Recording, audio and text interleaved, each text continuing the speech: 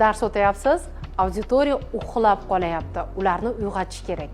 Nima qilsak bo'ladi? Bunda bizga energizerlar yordamga keladi va bugun sizga tug'ilgan kun energizerini aytib beraman. 3 daqiqa vaqt oladi, lekin butun auditoriyani uyg'ota oladigan metod. Uxlab qolayotgan auditoriyani ko'rdim va ularni zudlik bilan uyg'otib olishim kerak edi. Yaqinda bir seminarga bordim, 50 kishilik seminar va qarasam sovuqdan kirib kelishdi, auditoriya issiq va uyquga elitishni boshladi. Nima qildim? Qarasam, ularni jonlantishim kerak. Hamma qo'ldagi telefon, ruchka, daftarni qo'yadi va sahnaga chiqasiz dedim. Barcha sahnaga chiqdi.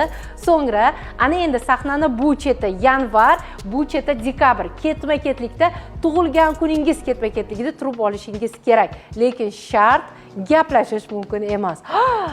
Shunday reaksiya bilan ular ketma-ketlikda imo-ishoralar bilan turib olishdi. Ketdik, ovoz bilan yanvar, fevral tug'ilgan kunlarini aytishdi. Qarsak bilan joyimizga o'tirdik va ishoning, qanday his qilyapsiz o'zingizni deb so'rasam, zo'r kayfiyat ko'tarildi, qon yurdi. Endi darsni olishga tayyormiz degan javobni oldim. Siz ham darslaringizda mana shunday energizerlardan foydalanmoqchi bo'lsangiz, albatta sahifamga obuna bo'ling. Ularning turlari ko'p, birin-ketin sizlarga taqdim etib boraman.